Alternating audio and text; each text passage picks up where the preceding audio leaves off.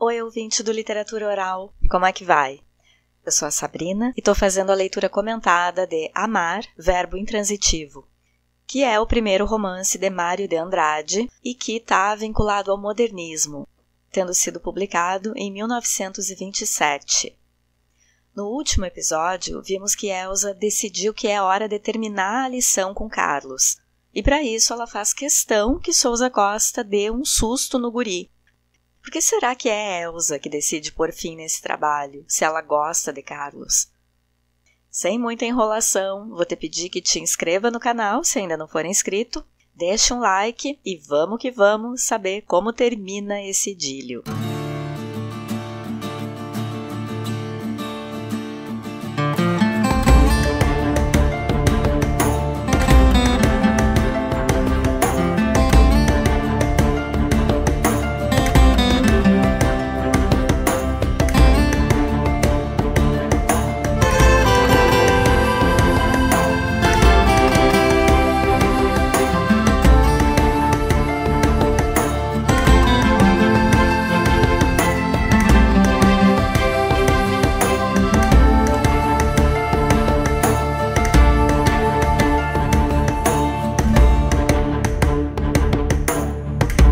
Carlos entrara no quarto de Fräulein. Mal tivera tempo de, porém já machucara a amante, cruzando as pernas sentado. Tá tão...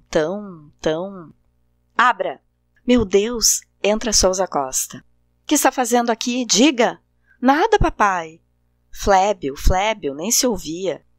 Sousa Costa acreditou que era um grande artista dramático. Voltou-se para Fräulein. Por lembranças românticas, franziu a testa. Ela não tem a culpa. De pé agora, relampeando em nítida franqueza, heróico. O senhor tem a bondade, mas é de ir já para o seu quarto. Já vou lá também. Carlos baixou a cabeça, partiu, francamente. Não soube que partia. Não soube que chegou no quarto. Não soube que se encostou na guarda da cama, se não caía mesmo. Plorum, desmanchado no chão. Não soube o tempo que passou, nada. Enxergou a porta se abrindo, ergueu a cara para o pai. Ela não teve a culpa, papai. Não relumeava mais, mas sem implorações também. Emperrado apenas na própria verdade. Quando uma mulher erra, só o homem é que tem a culpa. E sem nenhuma temeridade, corajoso. Você está louco? Você sabe quem é essa mulher? E se ela agora te obriga a casar? Está muito bonito. Carlos aterrado, casar? Que explosão de luz é essa no cérebro? Luz ruim. Mas o apego a Fräulein subjuga todos os preconceitos. Sociedade e futuro desaparece, só Fräulein, o conchego de Fräulein fica. E ainda um pouco de coragem, cabeçudo. Flébio. Eu caso, papai. Bobo. Você não está vendo que é uma aventureira? Não é uma... Cale-se! Papai, mas ela não é uma aventureira. Agora implorava. Que dó fazia na gente. Carlos, você é uma criança, Carlos, e não sabe nada, ouviu? E agora? E se tiverem um filho, como é? Diga, maluco! Ah, isso acabou, Carlos. Caiu numa cadeira, chorou. Sousa Costa já estava cansado também. Sentou-se e falou manso. Aliás, por pouco tempo, nem reparou que não ensinava nada. Viu o filho chorando e teve amor, consolou. Felizmente, ele estava ali para acabar com aquilo. Porém que tivesse cuidado para outra. Não tem tantas mulheres sem perigo por aí. Não obrigasse mais a gastar dinheiro com essas coisas. Carlos tira a cara das mãos. Quer ver se o dinheiro é verdade. Ela não recebeu o dinheiro. Ah, então você pensa que ela partia assim, sem nada? Não é. Quando? Que dinheiro, nem baixezas. Fräulein partia. Só isso Carlos escutou. Quando? Quando? Essa é muito boa. O mais depressa possível. Amanhã cedo. Não, papai, não, eu não faço mais nada.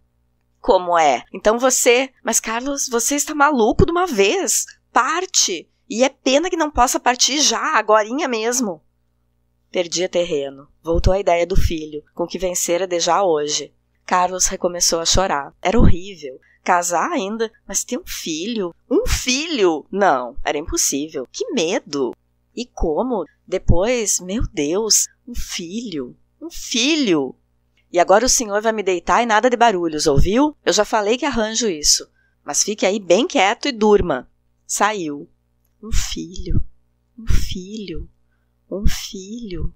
Um Filho? Meu Deus, um filho! Se atira na cama. Um filho! Horroroso. Não raciocinava, não pensava. Um filho! Nem assombrações amedrontam assim. E Carlos não acredita em assombrações. Carlos espaventado, exausto, antes morrer. Mas a noção da morte o acalma e retempera. Carlos principia se defendendo, pois não tem a menor intenção de morrer. Um filho? Mas viria mesmo um filho? Fräulein teria um filho. Fräulein partia. Vem a figura de Fräulein, mata o filho. Que filho nem nada. Fräulein, o desejo de Fräulein, o desespero por ela. Não tem nada, tem Fräulein, o corpo dela, o calor dela. Carlos vai. Para que preocupações? Vira o trinco. Porta fechada, naturalmente. Empurra. Sacode-a com força. Se lembra de bater e bate. Fräulein! Evidentemente ela não dormia. Quem é? Abra essa porta. Carlos, não posso. Vá dormir. Abra esta porta, já disse. Meu Deus, seu pai escuta, Carlos. Vá embora. Eu arrebento essa porta, Fräulein. Abra a porta.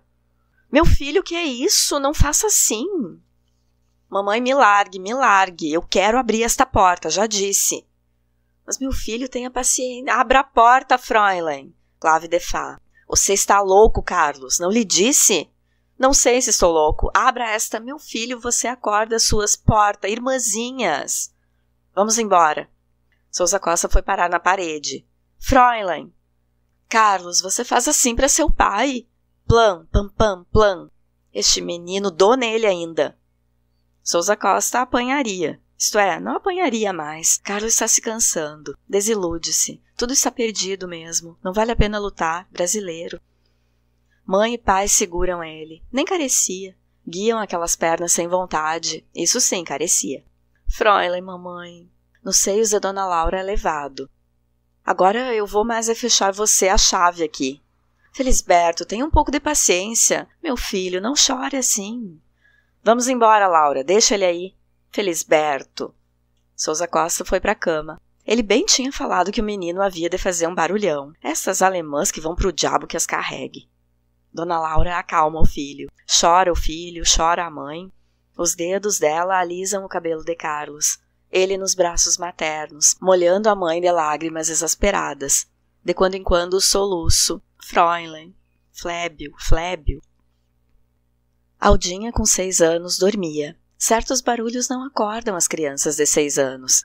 Porém, Laurita, com 8, e Maria Luísa, com 13, esta, assuntando da porta, olhos grudados na escureza, engole com volúpia os barulhos. Aprende. Laurita também escutava. Não entendia nada. Deitadinha, muito reta, com medo, sem falar um isto. Pensava? Laurita pensava que havia uma história triste. Fräulein com Carlos, tal qual na fita de Gloria Swanson. Mais atrás, papai com mamãe. Depois vinham elas, todos chorando. Carlos pagava o automóvel e apareciam as pessoas que costumavam visitar mamãe. Carlos não ia mais no futebol. Elas ficavam com muita vergonha das visitas. Tudo muito embrulhado, vago, com sono. De repente, Laurita pensou nítido que se papai pegasse ela acordada e Maria Luísa na porta, tomava um grande pito. Teve medo e principiou chorando, porque dessa vez papai tinha razão. Adormeceu chorando. O trem partia às 6h30, escolhera Santos. Bem que podia ficar em São Paulo, a cidade era bastante grande para os dois, porém o acaso do encontro possível, só pensar nisso, lhe prolongaria aquela ternura por Carlos. O irremediável consola mais depressa. Além disso, Fräulein se aborrecera de São Paulo, por causa de Carlos. Não sei, mas tinha um sentimento de humildade diante dele. Lhe parecia muito sério isso. Careciam do irremediável, pois então Santos. Ao menos para partir, Santos. Campinas, um segundo lhe passou na geografia. Seria possível a profissão dela em Campinas? Talvez voltasse para o Rio. 6 horas no hall, devia partir. Como vencer a ternura? Pediu para Sousa Costa que lhe deixasse ver Carlos. Como negar? Dona Laura subiu, chorando já. Meu filho, acorde, meu filho. Que é, mamãe? Se ergueu sobressaltado, ainda sem pensamento. Meu filho, Fräulein vai embora. Você não quer se despedir dela? Mas seja homem, Carlos. Carlos, de pé, mal calçou o chinelo. Se arranjar para quê? Sujo de sono, se atirou na porta, desceu as escadas. Ficaram perdidos no abraço. Chorando, ele mergulhava a cara nas roupas desejadas. Nem lhe gozava o cheiro lavado. Fräulein, entre lágrimas, sorriu assim. Meu filho. Sousa Costa repuxava os bigodes, bolas. Porém lhe doía a dor do filho. Dona Laura descia os últimos degraus. Um dos chinelos de Carlos estava ali. Era preciso partir. Adeus, Carlos. Seja muito feliz, ouviu? Adeus. Beijou na testa, tal e qual fazem as mães. O beijo foi comprido por demais. Se desvencilhava. Dona Laura ajudou. Filhinho, não faça assim. Os braços dele foram ficando vazios. Os braços dele ficaram compridos no ar, ficaram compridíssimos. Foram descendo cansadíssimos. Teve uma vaga lembrança de que nem a beijara. Não, só um verbo naturalista. Não aproveitara. E agora nunca mais. Porta que fecha. Sonolência. Não chorava. Foi andando. Parou calçando o chinelo. Subia os degraus. Fräulein, sacudida pelos soluços nervosos, entrou no automóvel. Partiam mesmo. Debruçou-se ainda na portinhola. Meu Carlos. Nada, só Tanaka fechando o portão, se rindo. E uma casa fechada, toda num amarelo educado, senhorial. Vila Laura. Quis lutar. Tolice sofrer sem causa. Derrubou-se para trás largada, desinfeliz. Sousa Costa olhava de soslaio para ela, sem compreender. No primeiro andar a janela se abriu, que rompante. Carlos engoliu a avenida, buscando ver, querendo ver, vendo o automóvel que sabia sem saber, estava longe nunca mais, deserto só. Não estendeu os braços, não gritou. Porém, um olhar turvo escorreu pela avenida até onde, meu Deus? Os raros transeuntes da aurora viam na janela um mocinho chorando, coitado. De certo perdeu a mãe. Na estação, Sousa Costa foi comprar o bilhete. Fez Fräulein entrar no vagão. Muito obrigada, senhor Sousa Costa. E acredite, acredite, desejo a felicidade de Carlos. Acredito, Fräulein. Muito obrigado. Exausta, meia triste, ela olhava sem reparar a carreira das Campinas. Estação de São Bernardo? Pensava. Quase sofria. Carlos. Era muito sincero, corajoso, ora. E a raiva contra todos os homens quase que fez ela se rir, prevendo o desastre. Afastou com energia o ódio inútil. Se protegeu contra a imaginação, pensando no dinheiro. Assegurou-se de que a maleta estava ali. Estava. 8 contos. Mais 2 ou 3 serviços e descansava. Apesar de tudo, Carlos, que alma bonita, um homem. Tomou a novo relaxamento de vontades. Doía. Talvez o amasse? Fräulein murmurou severamente o não, quase que os outros escutaram. Sorriu. Uma ternurinha só, muito natural, era um bom menino. E não pensemos mais nisso. Estava muito calma. E o idílio de Fräulein realmente acaba aqui. O idílio dos dois. O livro está acabado. Fim. Fräulein não age mais e não sentirá mais. Quando muito uma recordação cada vez mais espaçada, o pensamento cada vez mais sintético, lhe dirá que viveu ano e pico na casa da família Sousa Costa. Não, isso não lhe dirá. Dirá que teve um Carlos Alberto Sousa Costa em sua vida. Rapazola forte, simpático, que se aproxima dela sob a pérgola do jardim. Depois se afasta com a cabeça bem plantada na gola do suéter, vitorioso, sereno, como um jovem Siegfried. E só isso. Já tomou posse de si mesma. As citações lhe voltam à memória. Mais 8 contos por colocar. E havia de vencer. Para isso trabalhava sem férias. Basta de reflexões. Quem pensa não casa. Não dissera Schiller no Guilherme Tell? Dissera. Pois então, de que vale agora pensar em Carlos? Ah, bocejava. A paisagem se esfriava, resvalando entre morros infantis. A chapada começava se arrepiando já. Os primeiros cortes escureciam o ambiente do trem. Davam impressão de crepúsculos intermitentes numa cidade escura na Alemanha. Moço magro, pálido, acurvado pelo trato cotidiano dos manuscritos. Mês de outubro já frio. Ainda frio aqui. Fräulein veste o jersey verde. Ele voltava do estudo. Jantariam. Alto da serra. Foi tomar café. Sentou-se de novo. Estava tudo arrumado. Guardara a louça. Pusera a toalha. A maleta estava ali. Frases espaçadas no vagão. Alguém tosse. Tossia sempre. Resguarde-se que essa neblina daqui é perigosa. Iremos passar uns dias de férias numa praia. Volta da Tijuca. O guarda vem pedir a passagem. Ela guardava os bilhetes para o concerto do dia seguinte. Iria enxugar a louça. Punha a toalha na mesa. Cantarolou. À sombra do sabugueiro, sentávamos de mãos dadas. Éramos no mês de maio. Boceja. Aterro número 12. Talvez vá para o rio.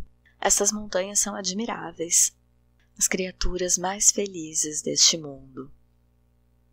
O idílio acabou, porém se quiserem seguir Carlos mais um bocadinho, voltemos para a Avenida Higienópolis. Eu volto.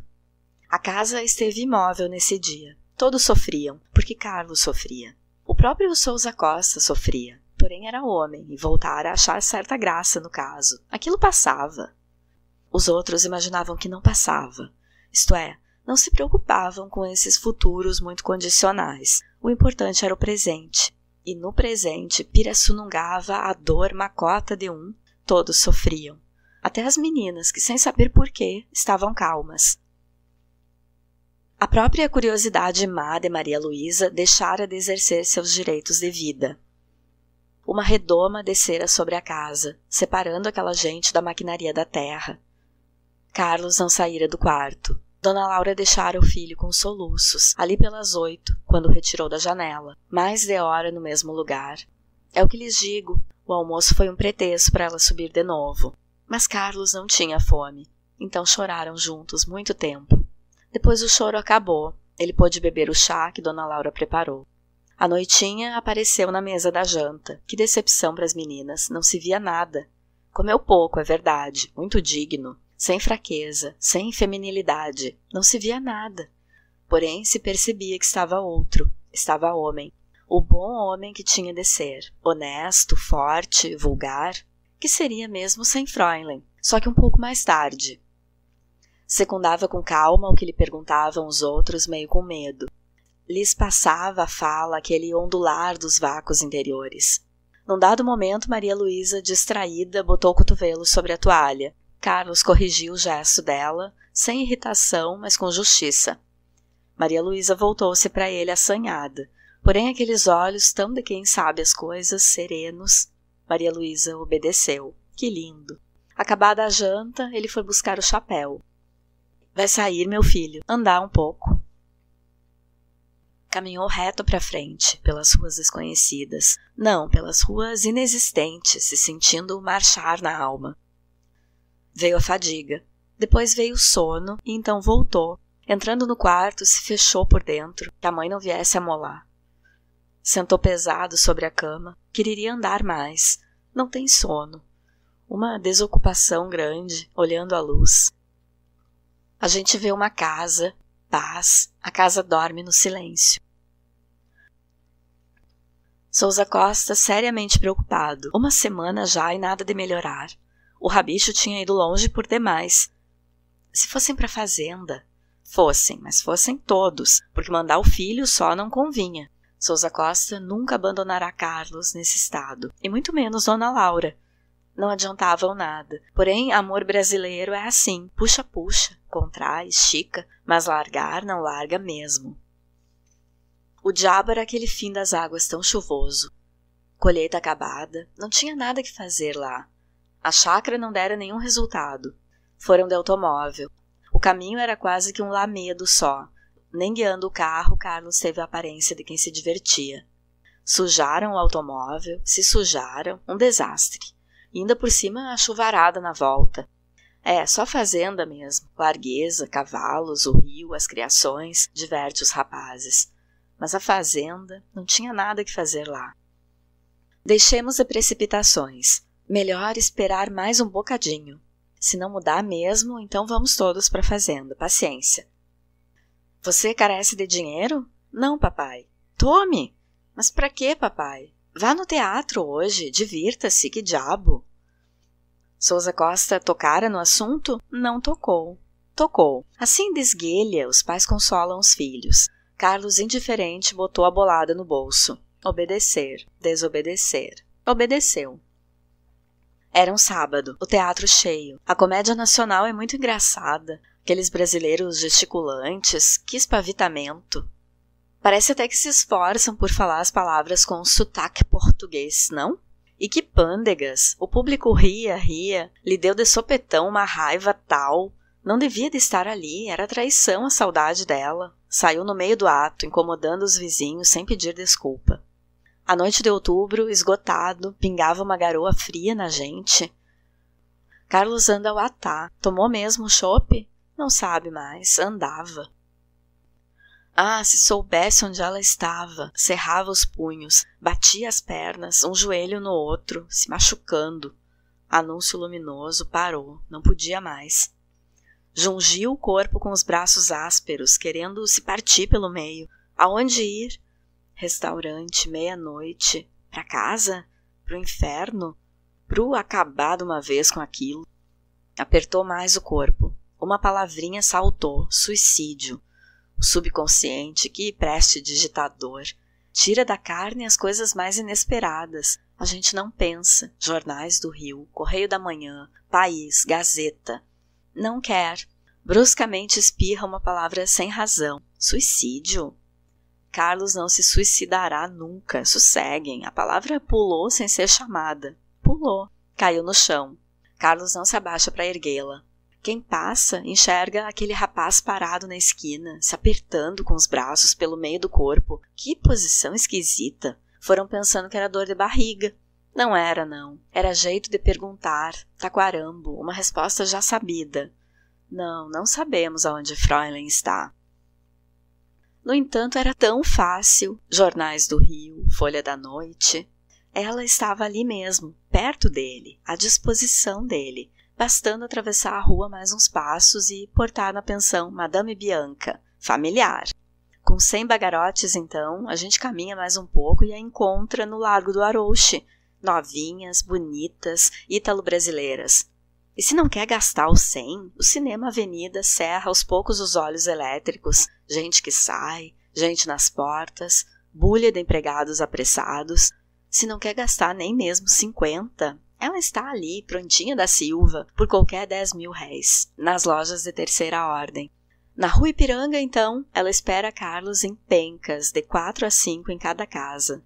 Está por toda parte, a gente sabe. Carlos não sabe disso. Psiu, entra, mocinho. Não escuta. Cabeçudo, não quer escutar. Será que cultiva a própria dor? Nunca. Só que está muito maturrango no amor. Ainda não sabe. Não sabe que Fräulein não é a governanta alemã aqui. Nessa idade, bem entendido. O mesmo anúncio luminoso outra vez. Lapa, terrenos a prestações. Fräulein são 2 braços, 2 pernas, troncos, seios, qualquer cara.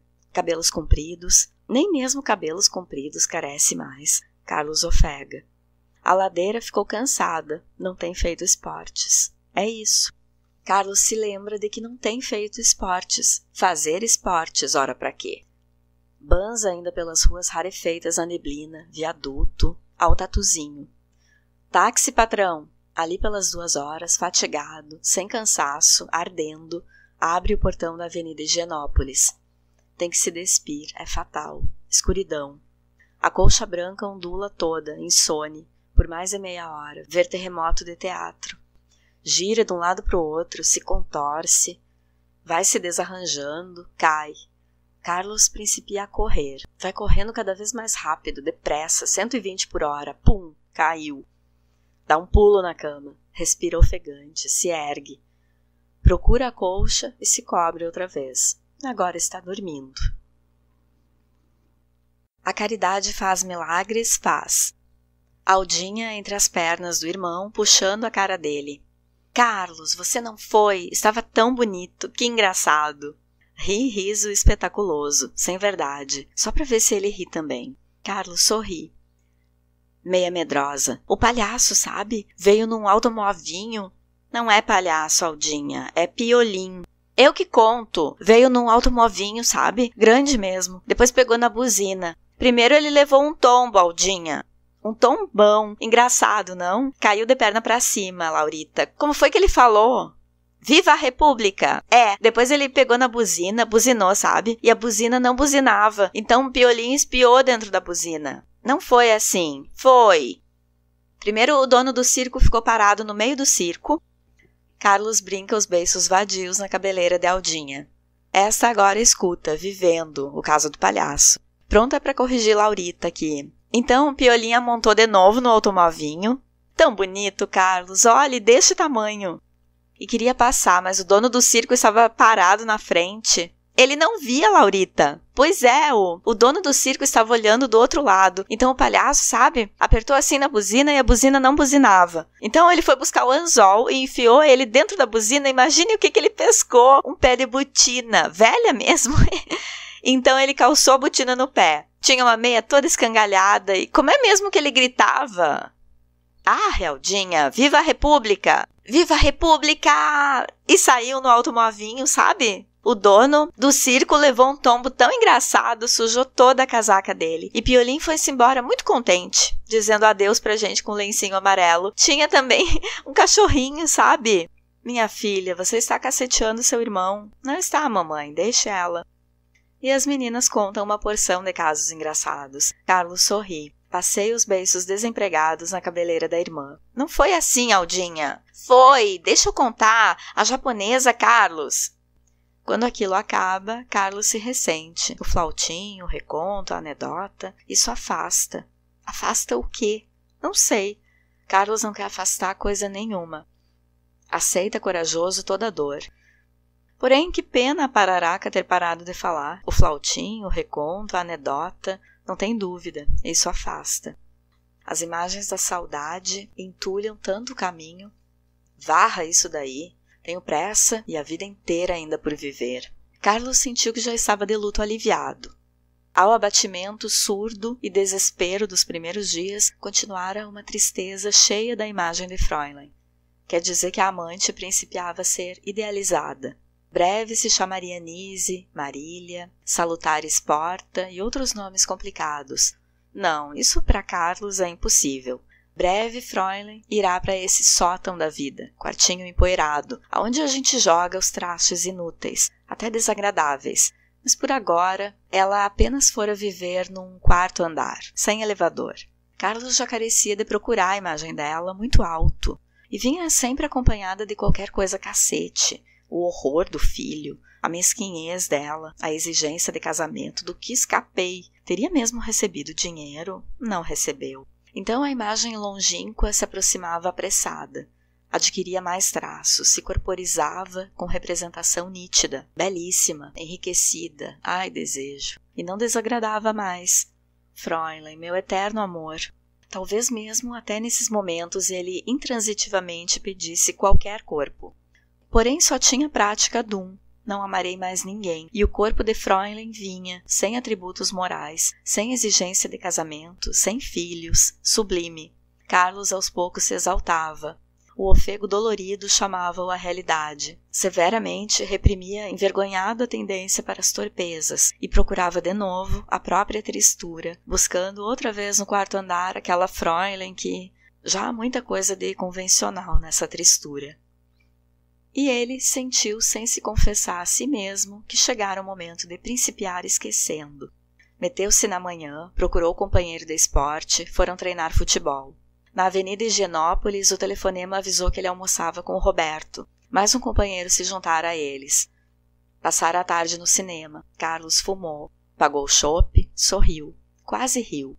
De sopetão falou alto, os amigos namoravam. Carlos por dentro se riu dos platônicos, tolos. Grelar, sim, mais nada, tolos. Carlos não namorará. Na Avenida Higienópolis não conheceu mais a casa nem ninguém. Era uma gente antiga que voltava. E por forte, sem precisão de carinhos, a mãe e as irmãs se tornaram inúteis para ele. Jantou se esforçando por conservar um jeito triste. As conveniências muitas vezes prolongam a infelicidade. Julgou mesmo a propósito recordar a imagem de Fräulein. Teve que subir 4 lances de escadaria interminável, se cansou. Pudera, correra tanto de manhã, se tivesse avançado um pouco mais fazia o gol. Tom Mix, que é admirável. O dia já lhe interessava bem mais que o passado. 22 horas. Carlos volta da rua Ipiranga. Mamãe, olhe Carlos! O curso da Avenida Paulista se esparramava no auge. As 4 filas de automóveis se entrecruzavam de manso, espirravam na tardinha as serpentinas. Luiz já abandonara outra vez o lugar junto do motorista. Mais uma, Luiz. Passava a serpentina para a irmã. Por que você saiu de junto do chofer? Você tem alguma coisa? Tenho nada, mamãe. Você sempre pensa que estou doente. Estava bem, benzíssimo. Fräulein entre os 2 irmãos. Na capota descida de mármore, recebeu nos olhos a cara cheia de confissões medrosas do Luiz. Abaixou recatado o olhar. Mais uma, Luiz. Luiz, mais uma. Que lerdeza. Me dê um maço logo. Também não brinca, Fräulein? Não gosto muito desses brinquedos. Prefiro conversar. Olhou sorrindo. Porém, como pintara no sorriso quase a máscara do desejo, tornou a baixar as pálpebras serenas.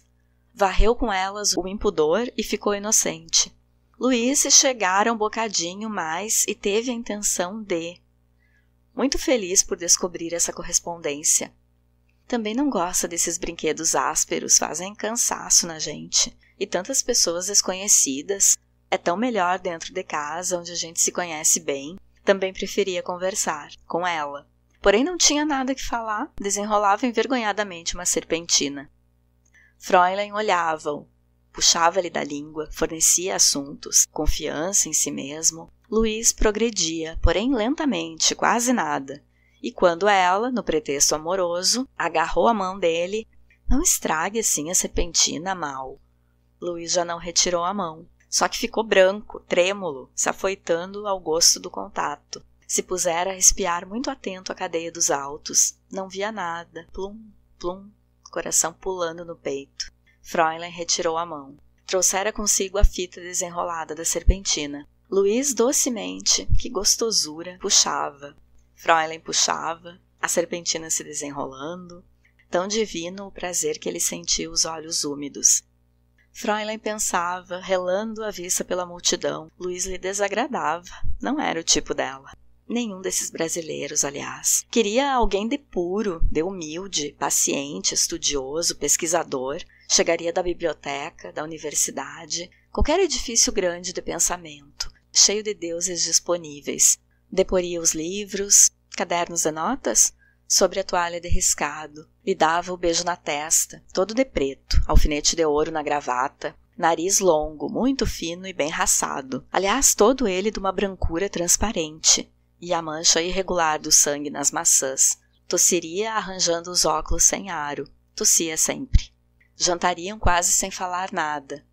Serpentinas paulistas a 2.500. 2.500. A pastoral. Iriam no dia seguinte ouvir a pastoral. Ele se punha no estudo. Ela arranjava de novo a... Alguém lhe chamou os olhos. Conhecido? Carlos? Era Carlos com as irmãs na Fiat. Instintivamente ela tirou uma serpentina. A fita arrebentou. Ah! Deu um gritinho horrorizada. Acertara na testa dele. Podia tê-lo ferido. Carlos olhou. Mandou-lhe um gesto rápido de cabeça, quase saudação. E continuou brincando com a holandesa. Fräulein se doeu. Tomou com o baque seco nas entranhas. O deus soltou um gemido que nem urro. Esses deuses do norte são muito cheios de exageros. Carlos não fez por mal. Foi mostrar que reconhecia e machucou. Fräulein, virando o rosto para trás, seguiu com os olhos, quase amorosa, mas já porém reposta no domínio de si mesma. Estava muito direito assim. E se venceu completamente com o raciocínio, numa espécie de felicidade. Estava muito certo assim. Ele amaria muito aquela moça. Era bonita, rica se via. Carlos casaria bem, na mesma classe. Os versos de Hermann e Doroteia lhe confirmaram o pensamento. Gostaria que a noiva trouxesse mais enxoval, pois a que se apresenta pobremente acaba desprezada pelo marido, e ele trata como criada a noiva que chega com uma trouxinha de criada. O verso seguinte veio, sem ela querer. Os homens são muito injustos. Repeliu. O mundo é tal como é. A gente deve aceitar sem revolta. Carlos casará rico. Perfeitamente.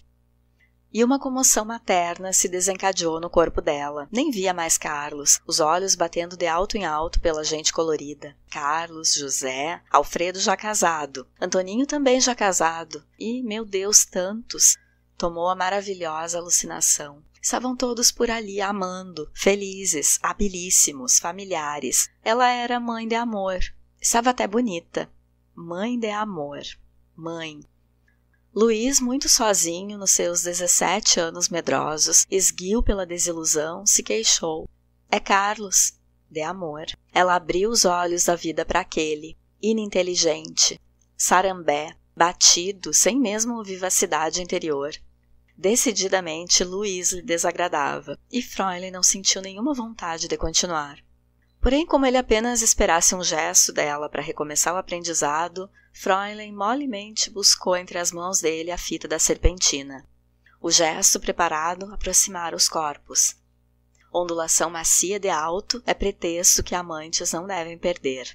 Descansando um pouco mais pesadamente o ombro no peito dele, Fräulein se deixou amparar. Ensinava assim o mais doce, mais suave dos gestos de proteção.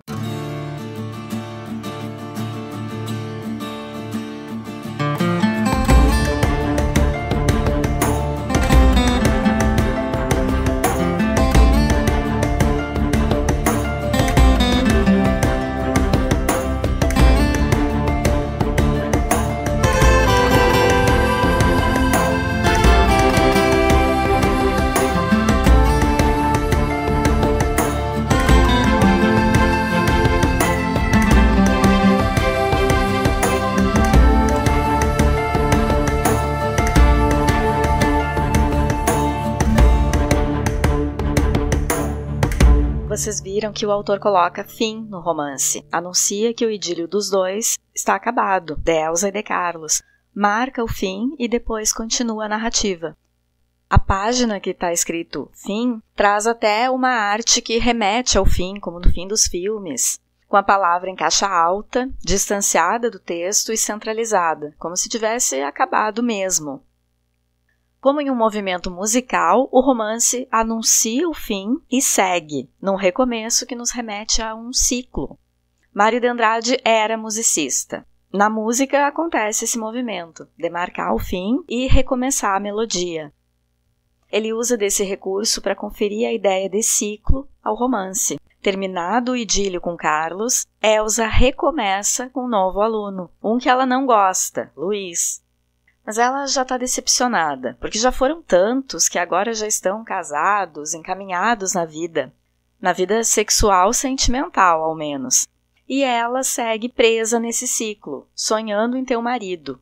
Não consegue que algum aluno se apaixone a ponto de casar, nem consegue voltar à Alemanha.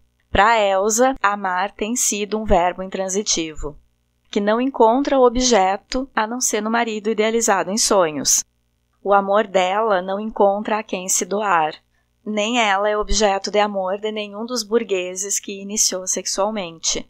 Para a personagem Elsa, amar é verbo intransitivo. No final do romance, Elsa pensa nos alunos que ela iniciou sexualmente como seus filhos, e ela como sendo mãe de amor. Ela não usa mais a palavra professora, mas mãe. Chega a chamar Carlos de meu filho na despedida. A vida está passando e o sonho dela de encontrar um marido não se realiza. Com isso, o tempo de vida fértil de Elsa também está acabando. Para ela que queria ter uma família, isso é triste. E é aí que ela começa a ver os alunos como filhos, o que é problemático porque Elsa é uma professora de sexo. Mário de Andrade citou Freud várias vezes sobre as teorias do subconsciente, do inconsciente, mas esse final nos remete a outra teoria do psicanalista, que é o complexo de Édipo, pelo qual o filho homem teria na mãe a primeira paixão, e por isso desenvolveria uma competição com o pai. Só que a narrativa remete a uma releitura do complexo de Édipo. Em amar, verbo intransitivo, Elsa se considera mãe de amor, e é ela quem se apaixona por Carlos, ou pelo filho.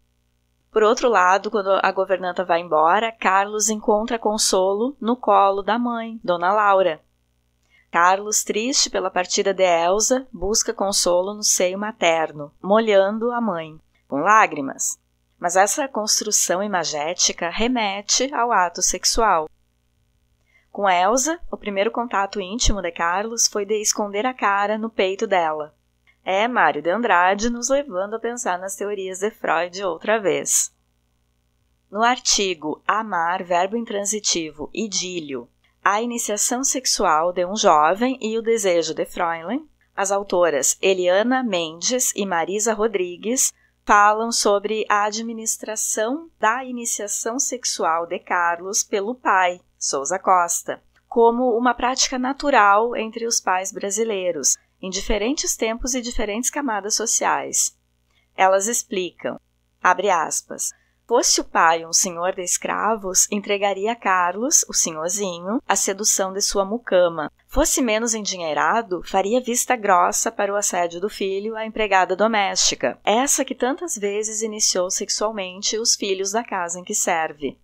Fosse Carlos um jovem contemporâneo, teria assediado a moça proletária de sua empresa ou escritório, sob a benevolência cúmplice dos mais velhos, ou teria tentado aprender o sexo pela internet.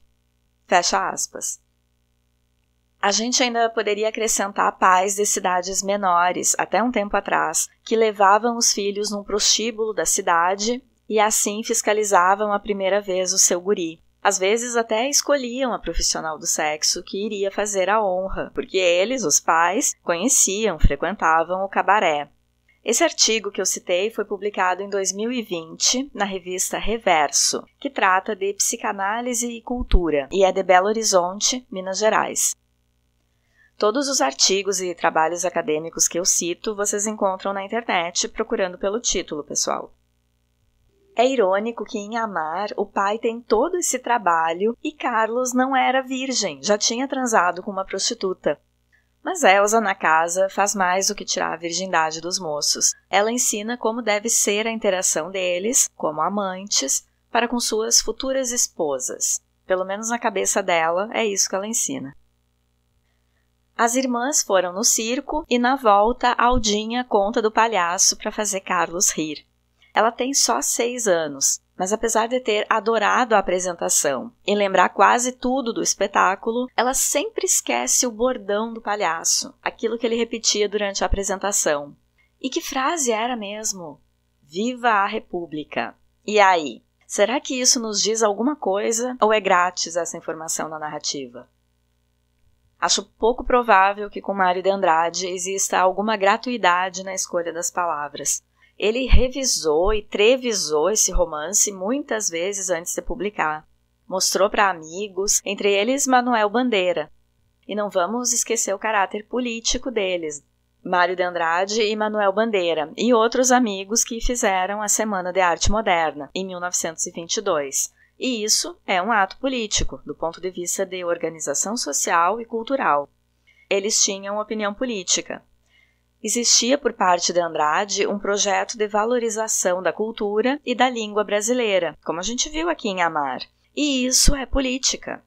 Então, quando ele coloca no texto um palhaço que tem como bordão Viva a República, o que ele está nos dizendo?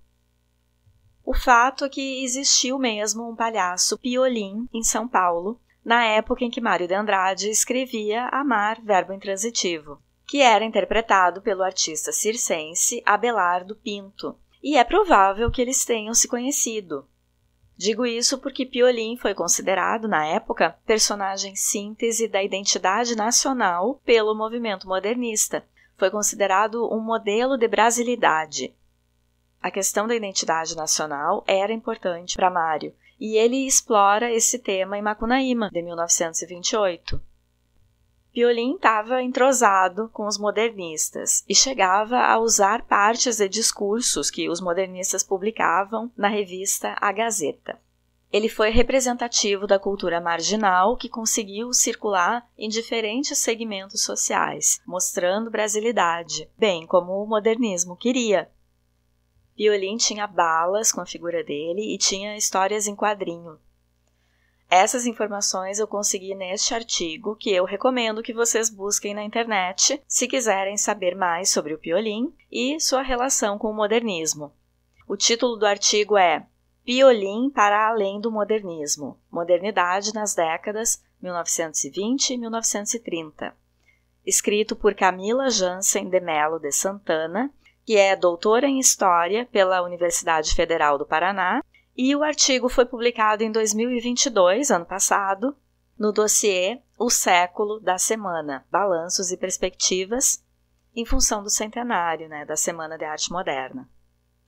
O nome artístico do palhaço, Piolim, é uma graça com a palavra piolho, que é bem comum em crianças, Quanto ao bordão do Piolim, a década de 1920 no Brasil foi o auge do republicanismo oligárquico, ou da política do café com leite, que era a alternância no poder de presidentes de São Paulo e de Minas Gerais, produtores de café e de leite, respectivamente. Quando Amar foi publicado, em 1927, o presidente era o paulista Washington Luiz, e ele sucedeu o mineiro Arthur Bernardes. E assim vinha acontecendo há anos. Só que os industriais de São Paulo não se sentiam representados por essa política que privilegiava os produtores de terra e criadores de gado. E na década de 1920, o governo federal estava enfrentando oposição política por parte da burguesia industrial. Também estavam acontecendo movimentos de revolta popular contra o governo e crises de diferentes grupos sociais. A Coluna Prestes, por exemplo, um movimento liderado por Luiz Carlos Prestes, começou no governo de Arthur Bernardes e terminou justamente em 1927. A Coluna Prestes se opunha à República Velha, que era esse regime de coronéis da política do café com leite. Pediam voto secreto, que até então não tinha, melhoria do ensino público e fim da injustiça social. Quer dizer, fora o voto secreto, estamos estagnados na República Velha, Impressionante. Então a República vigente era uma palhaçada, e daí o Viva a República ser um bordão do Piolim na narrativa de Mário de Andrade. Aldinha vive esquecendo o bordão enquanto conta o passeio para Carlos. E quem é a Aldinha na fila do pão? Além, claro, de ser a única pessoa legal da família Souza Costa, a espontânea, que distribui sanduíche no trem e acha um namoradinho. Aldinha é a última filha do industrial Souza Costa. É quem vai herdar, por fim, teoricamente, o capital industrial da família. Logo, ela não tem afinidade com esse grito de Viva uma República que não está representando os industriais. Porque Aldinha é o futuro dos industriais do estado de São Paulo. E para a burguesia industrial, a República vigente, que ficou conhecida como Velha, não estava servindo. A crise política cresce até virar uma revolução, em 1930, quando Washington Luiz é deposto e sobe ao poder como governo provisório Getúlio Vargas, o gaúcho que atendia mais aos interesses da burguesia industrial, mas desagradava os produtores de café. E o voto secreto passou a vigorar em 1932. Mário de Andrade foi muito elegante na construção de uma história de prostituição de luxo num bairro burguês de São Paulo. No final, o narrador até equipara Elsa às prostitutas de rua. Diz que Carlos não sabia, mas poderia encontrar a governanta em qualquer esquina em que putas fazem ponto. Aí cita alguns pontos da cidade de São Paulo em que putas eram encontradas a diferentes preços. Na primeira vez que Carlos sai para caminhar, triste pela partida de Elsa, ele ainda não sabe muito desses pontos. No fim da narrativa, ele já volta tarde da noite da rua Ipiranga, que é onde ficavam as prostitutas mais baratas, segundo o narrador. Uma indicação de que Carlos não aprendeu foi nada, e depois da confusão toda com Elsa, tá frequentando as putas de rua mais baratas. Grande ironia! Tanto que Souza Costa queria evitar a possibilidade de ter o patrimônio dilapidado pelo envolvimento do único filho homem com uma pobre. Mas ao longo de toda a narrativa, o autor optou pela elegância e pela sugestão. Em relação a essa contratação de Elsa por Souza Costa, que aconteceu no quarto de pensão dela, Desde a primeira vez que eu li o romance, eu fiquei pensando que, sendo o patriarca um cara que tem por hábito interagir com prostitutas, como ele não fez um programa com Elsa antes de contratar a mulher que ele iria escolher para iniciar sexualmente seu filho? Não tem nada naquela conversa deles no quartinho de pensão que leve a gente a acreditar que eles fizeram mais que conversar. Mas, não sei. Sousa Costa devia ter um escritório. Por que conversar com Elsa no quarto dela? Vou atribuir essa lacuna da curiosidade de Sousa Costa à elegância de Mário de Andrade. É muito bom que a obra literária não nos diga tudo, não nos explique tudo, nos deixe pensando. Não é o desenho do Scooby-Doo, né, para desvendar os mistérios todos. Por exemplo, é muito interessante a gente pensar em como Elsa iniciou nessa profissão de iniciadora sexual. Quem fez a primeira proposta? Foi algum pai de aluno? Ou foi ela que percebeu esse nicho de trabalho mais lucrativo e sugeriu para uma família que a empregava como professora convencional de alemão e de piano?